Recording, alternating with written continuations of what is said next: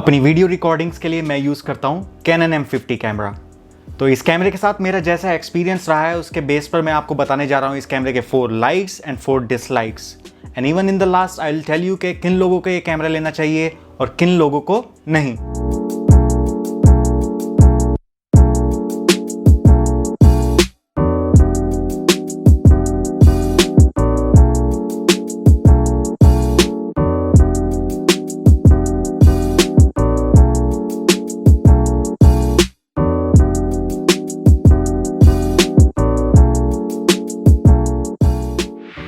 तो दोस्तों सबसे पहले बात करते हैं इस कैमरे के 4 डिसलाइक्स की।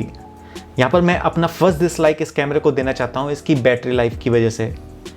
दोस्तों मैं आपको बताना चाहता हूँ कि this camera is compatible with LPE12 battery और इसकी बैटरी कैपेसिटी है 875 mAh। इस कैमरे की बैटरी से मुझे अराउंड 2 से 3 घंटे का ही बैटरी रन टाइम मिल पाता है, जो कि मेरे लिए इनफ नहीं है। If I am shooting outdoor I definitely need some extra batteries. तो मैं आपको भी सजेस्ट करना चाहता हूँ कि अगर आप ये कैमरा परचेज करते हैं so please buy some extra batteries as well, because अगर आप कोई आउटडोर शूट करेंगे you will definitely need some extra batteries and without the extra batteries your shoot is not going to be over. दोस्तों इस कैमरे को जो मैं सेकंड डिसलाइक देना चाहता हूँ वो देना चाहता हूँ इसकी 4K रिकॉर्डिंग की वजह से। दोस्तों इस कैमरे में 4K रिकॉर्डिंग तो अवेलेबल है, लेकिन वो एक लिमिटेड 4K रिकॉर्डिंग है। इसकी 4K रिकॉर्डिंग का जो फर्स्ट डाउन साइड है वो ये है कि इसकी 4K रिकॉर्डिंग में हमें केवल 24 फ्रेम पर सेकंड में ही रिकॉर्ड करने का ऑप्शन मिलता है। इसके अलावा हमारे पास कोई अदर ऑप्शन अवेलेबल नहीं है। जो हमारी 4K रिकॉर्डिंग का सेकंड डाउन साइड है वो ये है कि इसका dual pixel auto focus system 4K recording में काम नहीं करता, जिससे हमारा सब्जेक्ट बार बार फोकस लूज करता है। इसकी 4K रिकॉर्डिंग का जो थर्ड डाउन साइड है वो ये है कि इसका क्रॉप फैक्टर। दोस्तों ये ऑलरेडी एक क्रॉप सेंसर कैमरा है जो हमारी फुटेज को ऑलरेडी 1.6x क्रॉप कर देता है, लेकिन अगर इसकी 4K रिकॉर्डिंग की बात करूं तो ये हमारी रिकॉर्डिंग को 2.45x क्रॉप कर देता है, which is not a good thing. दोस्तों इस कैमरे को जो मैंने थर्ड डिसलाइक दिया है वो दिया है इसके स्टेबलाइजेशन की वजह से। दोस्तों इस कैमरे में इन बॉडी स्टेबलाइजेशन अवेलेबल नहीं है। इसमें केवल हमें डिजिटल स्टेबलाइजेशन देखने को मिलता है। अगर हम डिजिटल स्टेबलाइजेशन को इनेबल करते हैं तो ये हमारी फुटेज को थोड़ा सा क्रॉप करके उसमें से जर्क्स हटाने की कोशिश करता है, लेकिन हमारी फुटेज में कोई खास डिफरेंस देखने को हमें नहीं मिलता। इसमें स्टेबलाइजेशन के लिए इन्हांस मोड भी अवेलेबल है। अगर हम उसे इनेबल करते हैं तो ये हमारी फुटेज को थोड़ा सा और क्रॉप कर देता है, लेकिन उसके बाद भी फुटेज में कोई खास डिफरेंस देखने को नहीं मिलता है। अगर हम व्लॉगिंग कर रहे हैं वो भी विदाउट गिम्बल तो हमें अपनी फुटेज में जर्क्स और जंप्स देखने को मिल ही जाते हैं। दोस्तों इस कैमरे को जो मेरा फोर्थ डिसलाइक मिलता है वो मिलता है इसके स्लो मोशन फीचर की वजह से। दोस्तों मैं आपको बताना चाहता हूँ कि इस कैमरे में जो हमें 120 फ्रेम पर सेकंड पर रिकॉर्ड करने का ऑप्शन मिलता है वो केवल 720p वीडियोस पर ही मिलता है।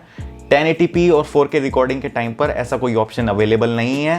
तो आज 2020 में अगर आप अपनी वीडियोज़ को 720p पर रिकॉर्ड कर रहे हैं so I think it is not a good option. अगर आप भी स्लोमो के शौकीन हैं so this is not a right choice for you. दोस्तों ये तो बात हुई इस कैमरे के 4 डिसलाइक्स की। अब बात करते हैं इस कैमरे के 4 लाइक्स की। इस कैमरे को जो मैंने फर्स्ट लाइक दिया है वो दिया है इसकी फ्लिपी LCD स्क्रीन की वजह से। दोस्तों जब भी मैं अपने आप की वीडियोस रिकॉर्ड करता हूँ या व्लॉगिंग करता हूँ तो ये फ्लिपी स्क्रीन मेरी काफ़ी मदद करती है। मैं अपने आप को स्क्रीन में देखकर अपने आप को कैमरा फ्रेम के अकॉर्डिंग एडजस्ट कर सकता हूँ। स्क्रीन को बस टच करके फोकस पॉइंट चेंज कर सकता हूँ। एंड यस, व्लॉगिंग के टाइम पर this Flippi screen is really super valuable. दोस्तों इस कैमरे को जो मैंने सेकंड लाइक दिया है वो इस वजह से दिया है कि इसमें माइक्रोफोन जैक अवेलेबल है।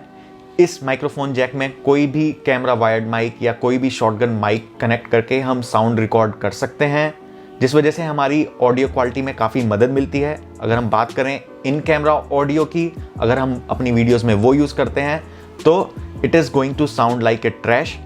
सो yes, this microphone jack really helps a lot and this is really super valuable। दोस्तों इस कैमरे को जो मैंने थर्ड लाइक दिया है वो इस वजह से दिया है कि इस कैमरे का dual pixel auto focus system 1080p videos record करते टाइम बहुत अच्छी तरीके से काम करता है। इस कैमरे में डिजिक 8 प्रोसेसर है जिससे हमें नॉइस परफॉर्मेंस में काफ़ी अच्छी मदद मिल जाती है और आपको बता दूं कि Canon 50 is the first camera who introduce the DIGIC 8 processor.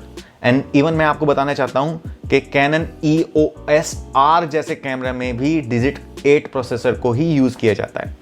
इस कैमरे को जो मेरा 4th लाइक जाता है वो इस वजह से जाता है because this camera is really easy to carry and easy to use. यहाँ पर मेरा ईजी टू कैरी से मतलब ये है कि कैमरे का डिज़ाइन काफ़ी कॉम्पैक्ट है, प्लस कैमरे का वेट भी काफ़ी कम है। इसके साथ जो हमें लेंस देखने को मिलता है वो 1545 mm का लेंस होता है, उसका वेट भी काफ़ी कम है। इस वजह से इस कैमरे को हैंडल करने में मुझे कोई प्रॉब्लम नहीं होती। जब भी मैं व्लॉगिंग कर रहा होता हूँ इस कैमरे को वेट को मैं ईजिली हैंडल कर सकता हूँ। प्लस इस कैमरे को मैं अपने बैग में भी ईजिली रख सकता हूँ बिकॉज इसका डिज़ाइन काफ़ी छोटा सा है और इसके साथ मैं दूसरे ज़रूरी इक्विपमेंट्स भी अपने बैग में रख सकता हूँ, वो ज़्यादा स्पेस नहीं लेते। The another thing is that the menu of this camera is really very simple, that is why it is really very easy to use. So even a beginner can understand the menu of this camera really easily and that is really a huge plus. तो दोस्तों ये तो बात हुई इस camera के 4 likes की और 4 डिसलाइक्स की। अब मैं आपको बताने जा रहा हूँ क्या ये कैमरा आपको लेना चाहिए या नहीं लेना चाहिए, या फिर किन लोगों के लिए ये कैमरा सूटेबल है और किन लोगों के लिए ये कैमरा सूटेबल नहीं है। दोस्तों ये एक मिररलेस कैमरा है और मार्केट में 15 to 45 mm लेंस के साथ अवेलेबल है। तो अगर आप व्लॉगिंग करते हैं तो आपके लिए ये लेंस काफ़ी यूज़फुल है क्योंकि 15 mm की फोकल लेंथ पर आपको काफ़ी वाइड बैकग्राउंड मिल जाती है और व्लॉगर्स को इस कैमरे के साथ किसी और लेंस को परचेज करने की ज़रूरत ही नहीं पड़ती। लेकिन फिर भी अगर आप किसी और लेंस को इस कैमरे के साथ यूज़ करना चाहते हैं तो मैं आपको बता दूं कि कोई भी EFM लेंस को आप इस कैमरे के साथ डायरेक्टली कनेक्ट कर सकते हैं। प्लस अगर आपको कोई EF लेंस भी इस कैमरे के साथ यूज़ करना है तो आपको परचेज करना पड़ेगा ये अडेप्टर। तो दोस्तों मैं आपको बताना चाहता हूं कि कुछ लोग कहते हैं कि मिररलेस कैमरा में लेंस की कोई खास वैरायटी अवेलेबल नहीं है, बट मैं आपको कहना चाहता हूं कि आप किसी भी EF लेंस को इस कैमरा के साथ यूज़ कर सकते हैं अगर आपके पास ये अडेप्टर है। पहले ये अडेप्टर कैनन अपने कैमरे के साथ फ्री दिया करता था, बट आजकल ये अडेप्टर हमें सेपरेटली परचेज करना पड़ता है। बट मैं आपको बता दूं ये अडेप्टर ईजिली मार्केट में 6 से 7 हज़ार रुपये में अवेलेबल है। अब दोस्तों इस कैमरा की बात करूं तो ये कैमरा वीडियोग्राफी और फोटोग्राफी दोनों के लिए ही काफ़ी अच्छा है। अगर मैं पर्टिकुलरली वीडियोग्राफी की बात करूं तो I specifically mean by 1080p videos, because मैंने आपको पहले भी बताया था कि इस कैमरे का dual pixel auto focus system 1080p videos के साथ बहुत अच्छे तरीके से काम करता है। तो आपको काफ़ी क्लियर वीडियोस देखने को मिलती हैं, फोकस काफ़ी अच्छा रहता है। तो अगर मैं भी कोई अपना ट्रिप शूट करता हूँ, व्लॉगिंग करता हूँ या कोई फैमिली शूट करता हूँ, सो this camera is really very useful and that is actually all what I need. अब दोस्तों लास्ट में ये बात आ जाती है कि किन लोगों को ये कैमरा लेना चाहिए और किन लोगों को नहीं। तो दोस्तों मैं आपको बता दूं कि अगर आप अपनी वीडियोस 4K में शूट करना चाहते हैं, अगर आप स्लो-मो के शौकीन हैं, अगर आपको अपने कैमरे में बहुत ही प्रो फीचर्स की रिक्वायरमेंट है, आप अपने कैमरे को इनकम के लिए यूज़ करना चाहते हैं, तो आपको मैं बता दूं कि आपको एक फुल फ्रेम वाले एक प्रो कैमरा की रिक्वायरमेंट होगी। This is not going to be a right choice for you.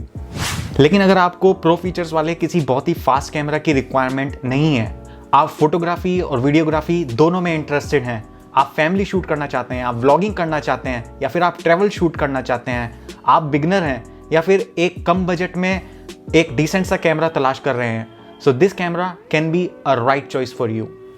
दोस्तों आई होप आपको ये वीडियो अच्छी लगी होगी। If you like this video please hit the like button and subscribe to my YouTube channel. Please keep watching Chashme Baddoor vlogs. मिलते हैं आपसे next video में। Bye bye.